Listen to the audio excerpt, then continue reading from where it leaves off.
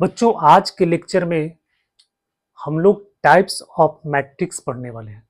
Types of matrix, matrix का जो concept है, डेफिनेशन है, हम पिछले वीडियो में काफ़ी अच्छी तरह से डिस्कस कर चुके हैं कि मैट्रिक्स क्या होता है।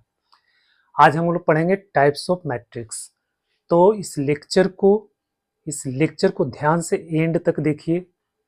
आपको इस वीडियो से काफ़ी कुछ क्लियर हो जाएगा, कोई भी डाउट आपको नहीं रहेगा और ये काफ़ी इम्पॉर्टेंट है। इम्पॉर्टेंट आपको सीबीएसई बोर्ड के लिए भी इम्पॉर्टेंट है, साथ साथ ये जेईई मेंस एडवांस के लिए भी काफ़ी इम्पॉर्टेंट है। तो वेलकम टू माय चैनल। चलो हम लोग स्टार्ट करते हैं। Types of matrix.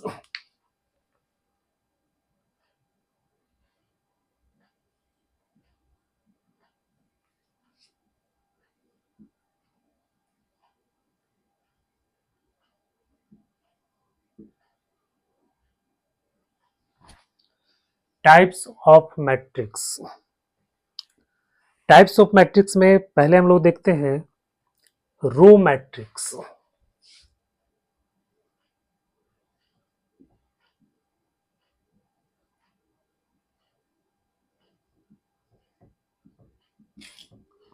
Row matrix या इसको रो वेक्टर भी बोला जाता है।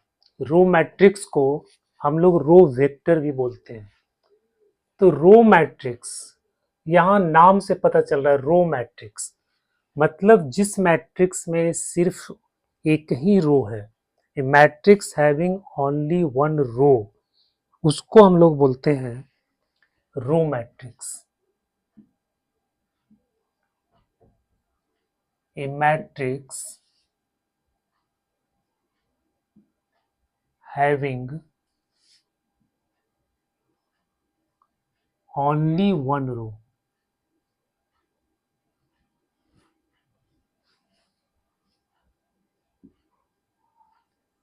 is called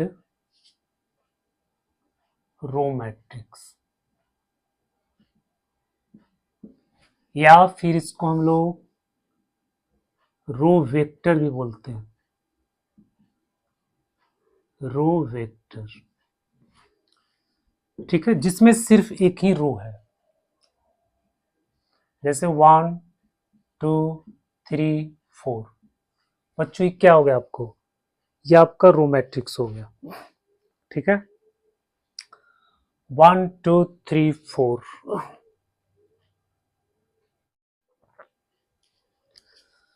बच्चों, ये आपका हो गया रो मैट्रिक्स। सॉरी, इसमें कॉमा नहीं पड़ता है। 1 2 3 4, इसमें एक ही रो है और ये कॉलम है। 1 2 3 4, 4 कॉलम 1 रो। इसका ऑर्डर कितना हो जाएगा? 1/4।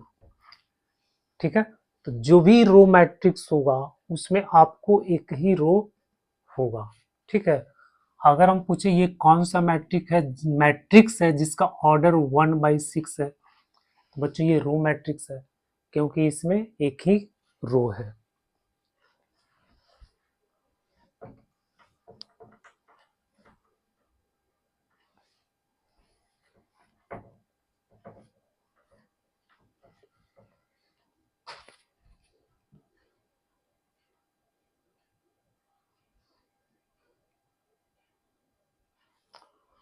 सेकेंड में देखते हैं।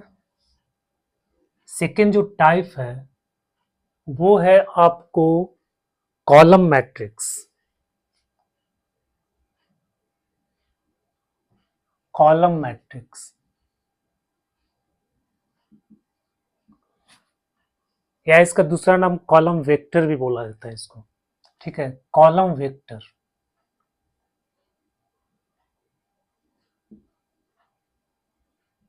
कॉलम वेक्टर जिसमें एक ही कॉलम है।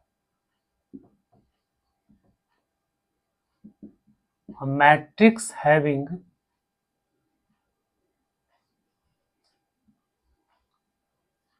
only one column.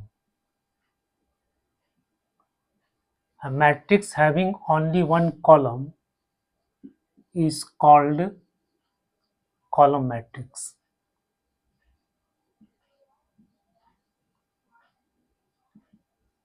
ठीक है, या फिर कॉलम वेक्टर। इसके नाम से ही पता चल रहा है सिर्फ इसमें एक कॉलम होता है, 1 2 3 4। ये देखो, ये आपका हो गया कॉलम मैट्रिक्स। सिर्फ इसमें एक ही कॉलम है। रो इसमें कितना है, 1 2 3 4। इसका ऑर्डर कितना हो जाएगा, 4/1। ठीक है, तो 4/1 ऑर्डर का ये मैट्रिक्स है। इसमें कॉलम कितना है, 1 है, इसलिए इसको बोलते हैं column matrix.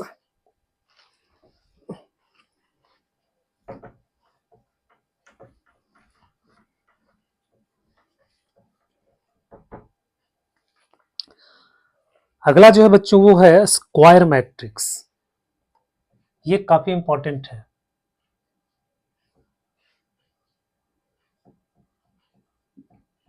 Square matrix,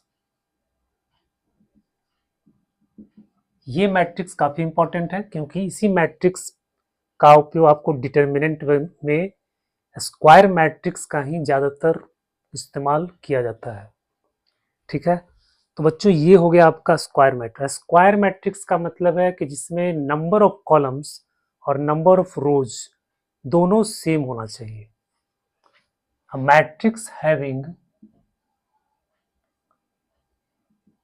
A matrix having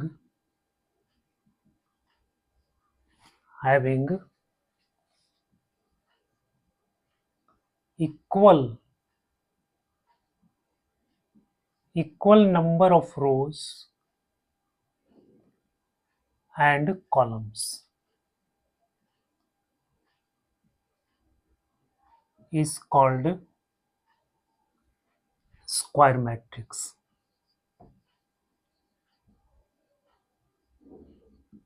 Is called square matrix, जिसमें नंबर ऑफ कॉलम्स और नंबर ऑफ रोज अगर सेम है, मतलब जितना रोज है उतना ही कॉलम है, तो उसको हम लोग बोलते हैं स्क्वायर मैट्रिक्स। को A B C D E F G H I. बच्चों ये मैट्रिक्स आपको स्क्वायर मैट्रिक्स है क्योंकि 3 रो है, 1 रो 2 रो 3 रो। ठीक है, R1 R2 R3 और कॉलम है C1 C2 C3। ठीक है, 3 कॉलम 3 रो, मतलब ये स्क्वायर की तरह आपको दिख रहा है, तो इसको हम लोग बोलते हैं, क्या बोलते हैं, स्क्वायर मैट्रिक्स।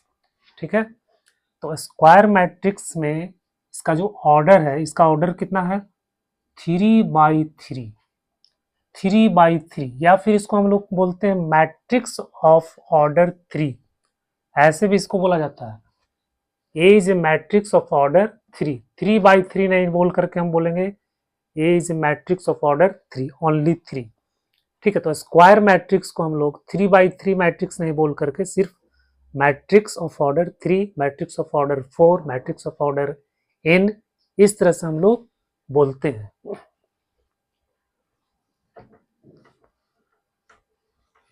बच्चों इसमें जो है, इसमें डायगोनल होता है। स्क्वायर मैट्रिक्स में क्या होता है, डायगोनल।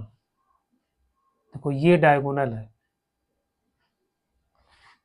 ठीक है, तो इसको बोलते हैं लीडिंग डायगोनल।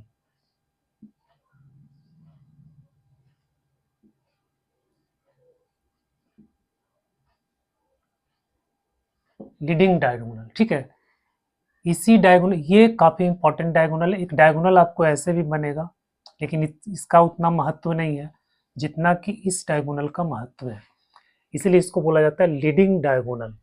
तो डायगोनल सिर्फ आपको स्क्वायर मैट्रिक्स में ही मिलेगा। ठीक है, स्क्वायर मैट्रिक्स के अलावा और भी मैट्रिक्स होगा जिसका ऑर्डर जो है, जिसमें रोज और कॉलम डिफरेंट डिफरेंट है, तो उसमें आपको डायगोनल नहीं मिलेगा। जैसे 1 2 3 4 5 6 7, देखो ये मैट्रिक्स है, ये 2/3 मैट्रिक्स। अब इसमें आपको डायगोनल मिलेगा ही नहीं। यहाँ से इसको ऐसे मिलाएंगे, यहाँ से इसको ऐसे मिलाएंगे। ठीक है, तो ये डायगोनल इसमें आपको बनेगा नहीं। डायगोनल सिर्फ मिलता है स्क्वायर मैट्रिक्स में। तो ये जो डायगोनल है ना, ये डायगोनल, इसको हम लोग बोलते हैं लीडिंग डायगोनल। अगला जो टाइप्स है बच्चों वो है डायगोनल मैट्रिक्स। अगला जो टाइप्स है वो है आपको diagonal matrix.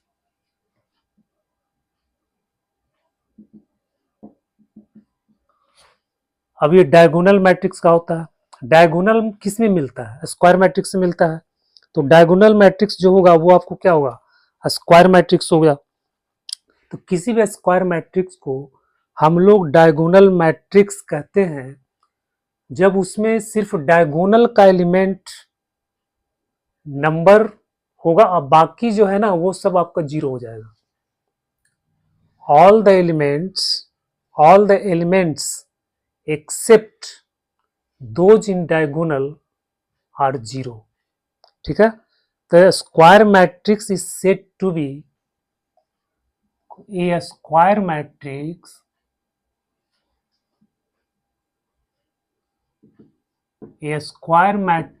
is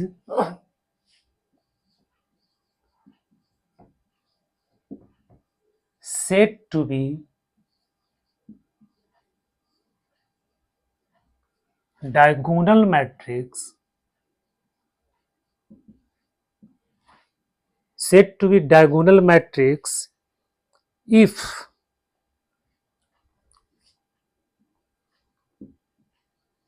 if all the elements if all the elements if all the elements except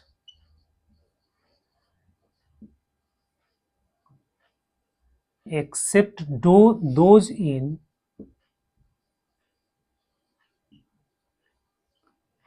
leading diagonals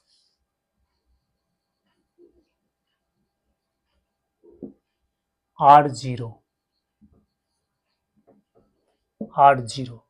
मतलब लीडिंग डायगोनल का जो एलिमेंट्स है उसको छोड़ दो, बाकी एलिमेंट्स आपको जीरो होना चाहिए, तो उसको हम लोग बोलते हैं डायगोनल मैट्रिक्स। ठीक है, लीडिंग डायगोनल को छोड़ करके, जैसे मान लो कि ये कोई स्क्वायर मैट्रिक्स है 1 2 3 0 0 0 0 0 0। बच्चों ये क्या है? एक डायगोनल, ये एक स्क्वायर मैट्रिक्स है। ठीक है, अब स्क्वायर मैट्रिक्स का जो लीडिंग डायगोनल है, ये देखो, ये जो लीडिंग डायगोनल है इसका जो एलिमेंट है वो सब जीरो नहीं है, बाकी जितना एलिमेंट है सब आपका जीरो है। सिर्फ इसका एलिमेंट जीरो नहीं होना चाहिए, बाकी सब एलिमेंट आपको जीरो होना चाहिए। तो इसको हम लोग बोलते हैं इसको हम लोग बोलते हैं डायगोनल मैट्रिक्स। ठीक है, क्लियर हो गया?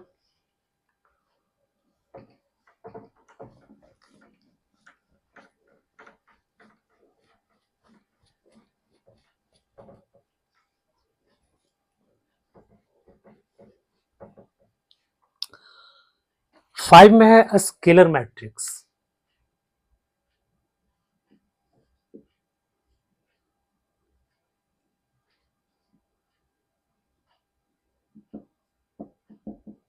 स्केलर मैट्रिक्स, स्केलर मैट्रिक्स भी आपको स्क्वायर मैट्रिक्स ही होता है। स्केलर मैट्रिक्स भी आपको स्क्वायर मैट्रिक्स ही होता है।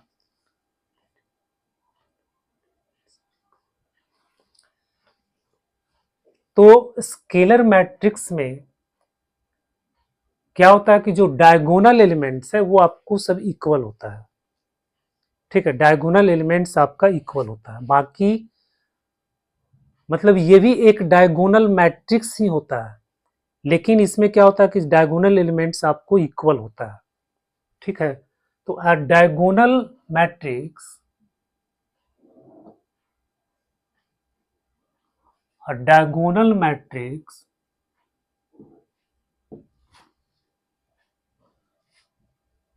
in which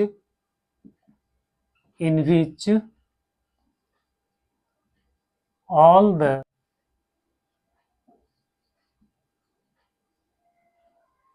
diagonal elements are equal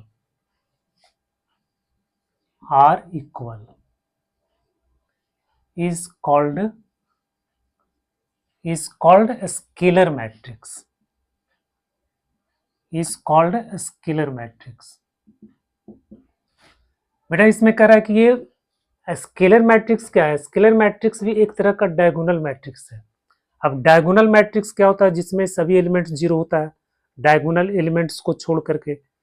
तो इसमें क्या करा है कि डायगोनल एलिमेंट सब इक्वल होगा, तो उसको हम लोग स्केलर मैट्रिक्स बोल देंगे।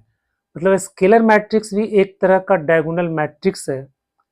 अंतर सिर्फ एक स्केलर मैट्रिक्स में आपको जितने भी डायगोनल एलिमेंट्स है सब आपका इक्वल होता है, यानी कांस्टेंट होता है।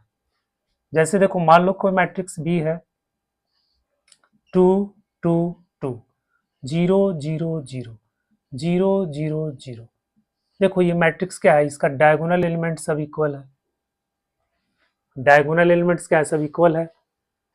और ये क्या एक डायगोनल मैट्रिक्स है, क्योंकि डायगोनल एलिमेंट्स को छोड़ करके बाकी जितना भी एलिमेंट्स है सब आपका जीरो है।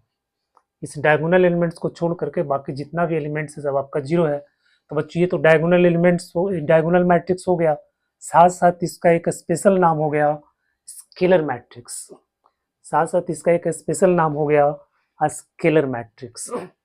ठीक है, तो यहाँ पे कोई भी इक्वल एलिमेंट्स होना चाहिए, जैसे के के के।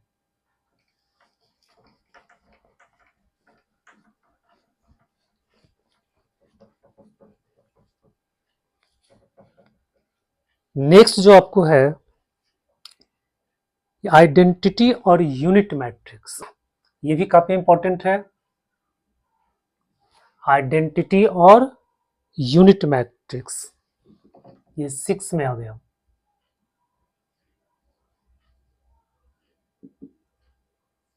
आइडेंटिटी और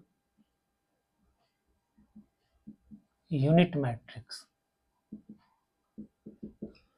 देखो बच्चों ये भी आपको डायगोनल मैट्रिक्स है, ये भी क्या है आपका एक डायगोनल मैट्रिक्स है, लेकिन क्या होता है कि डायगोनल एलिमेंट्स इसमें 1 होता है। ठीक है, डायगोनल मैट्रिक्स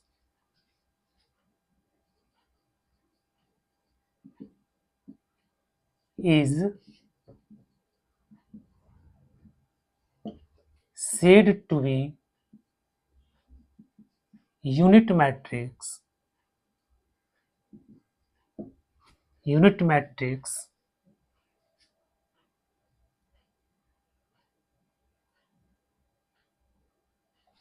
ये थोड़ा लंबा हो गया। A diagonal matrix in which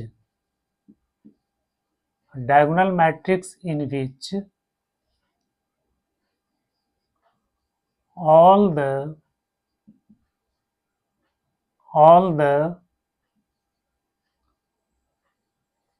the diagonal elements are unity।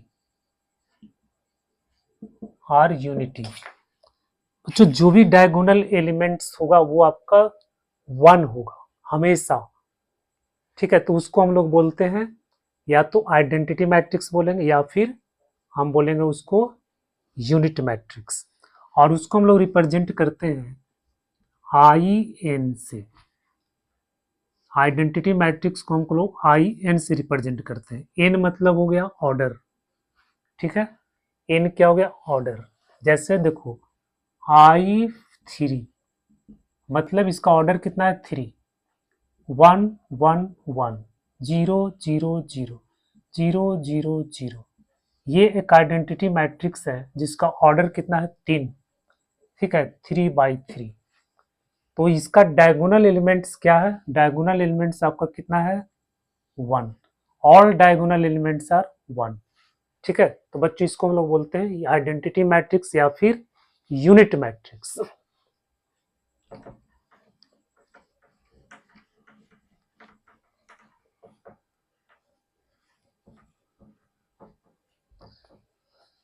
अगला है वो है नल मैट्रिक्स।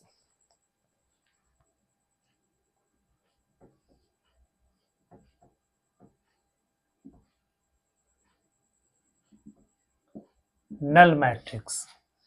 नल मैट्रिक्स नाम से पता चल रहा है कि इसमें जितना भी एलिमेंट्स है सब क्या है, zero. All elements are zero. अब ये स्क्वायर भी हो सकता है, नॉन स्क्वायर भी हो सकता है। किसी भी मैट्रिक्स में अगर आपको ऑल एलिमेंट्स अगर जीरो है तो बच्चों वो उसको हम लोग बोलेंगे नल मैट्रिक्स। ठीक है, तो matrix is said to be a matrix is said to be a matrix is said to be null matrix if all the elements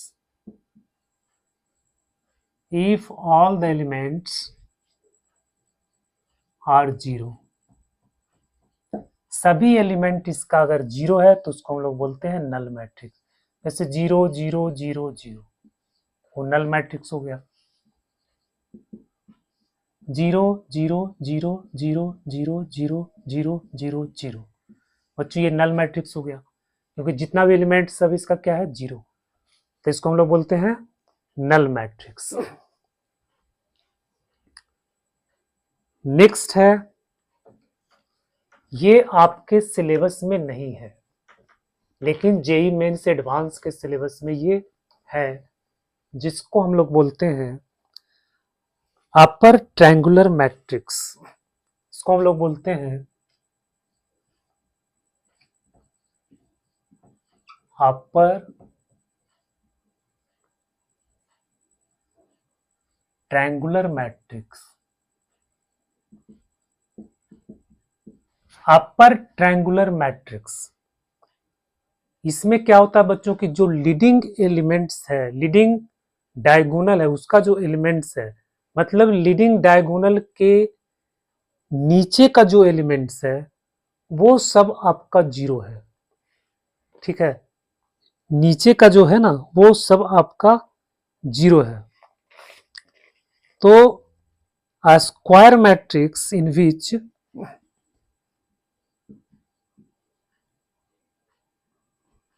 a square matrix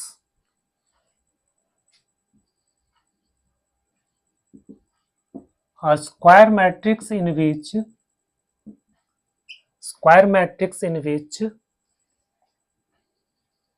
all the elements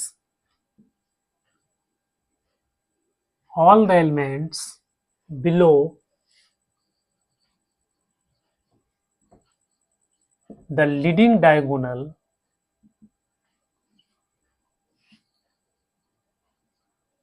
below the leading diagonals are zero, are zero।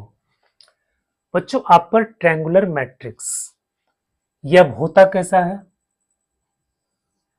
देखो कोई matrix A है, ये आपका 2 3 4 5 6 7 बाकी zero, तो यहां से आपका एक ट्रायंगल बन रहा है, तो ये आपका एक ट्रायंगल बन रहा है। ठीक है, ये डायगोनल है, ये डायगोनल के नीचे का जितना भी एलिमेंट है सब आपका जीरो है।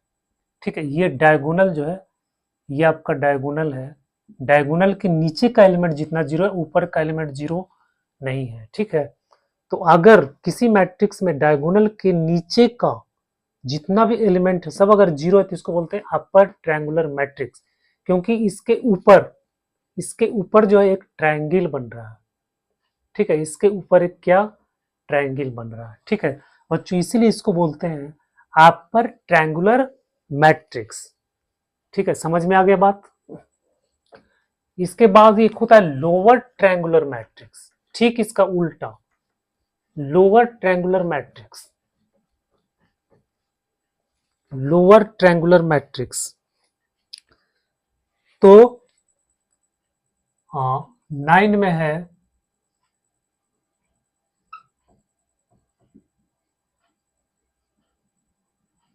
Lower triangular matrix.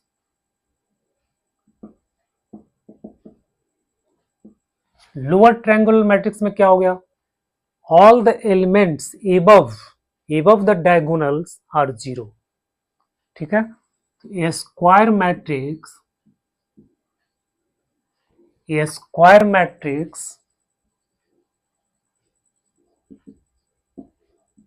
in which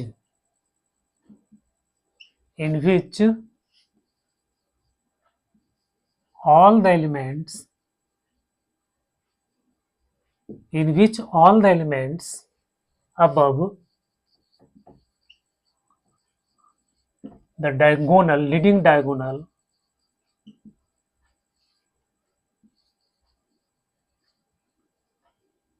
leading diagonal are 0. A square matrix in which all the elements above the leading diagonal are 0 is called lower triangular matrix. ठीक है, लोअर ट्रायंगुलर मैट्रिक्स मतलब triangle आपका नीचे बनेगा. ये आपका diagonal हो गया. ठीक है, 1 2 3 ऊपर जो है सब 0 हो जाएगा. ठीक है बच्चों, ये ट्रायंगल आपको इस तरह से बन रहा है, नीचे बन रहा है. ये मेन डायगोनल है, इसके ऊपर का जितना एलिमेंट है सब आपका 0 है. ये लीडिंग डायगोनल, इसके ऊपर का जितना एलिमेंट है सब आपका 0 है. तो हम इसको बोलते हैं लोअर ट्रायंगुलर मैट्रिक्स. तो बच्चों आज के लेक्चर में अभी तक हम लोगों ने डिस्कस किया टाइप्स ऑफ मैट्रिक्स. ठीक है, टाइप्स ऑफ मैट्रिक्स. तो इतने तरह का आपको मैट्रिक्स देखने को मिलता है. ठीक है, ये 9 टाइप्स जो आपके सिलेबस में पढ़ना है. ठीक है, तो इस तरह से आपको क्लियर हो गया कि मैट्रिक्स कितने प्रकार के होते हैं और कौन कौन होता है. अब यहां पे एक और कॉन्सेप्ट को हम लोग क्लियर कर लेते हैं, इक्वलिटी ऑफ मैट्रिक्स.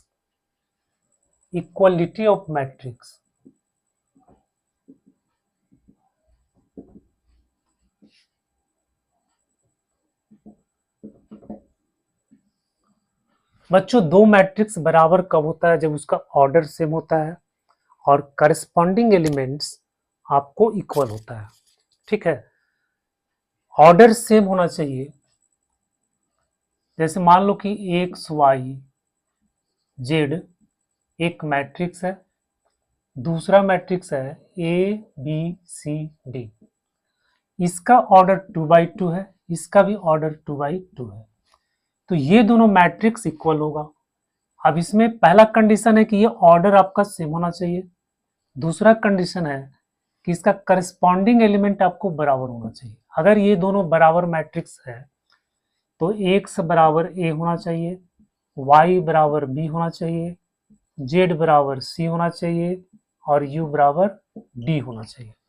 ठीक है, तो दो कंडीशन है. सबसे पहला ऑर्डर सेम होना चाहिए, दूसरा है करस्पॉन्डिंग एलिमेंट्स यानी फर्स्ट सेकेंड थर्ड फोर्थ.